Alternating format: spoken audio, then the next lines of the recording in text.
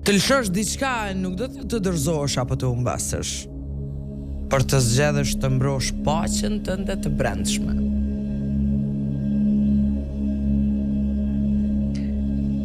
Është ajo ditë kur kupton përfundimisht se disa beteja nuk fitohen me forcë, po të rujt integritetin tënd, edhe kur gjithçka përreth të shtyn veprosh ndryshe.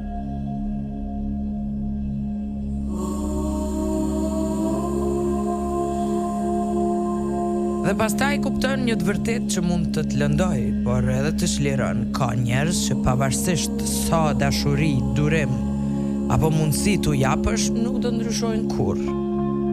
Kur kjo ndodh, arrin ta shohësh gjithçka me qetësi dhe pa mlef, atëherë ke arritur edhe pjekurinë e vërtet emocionale.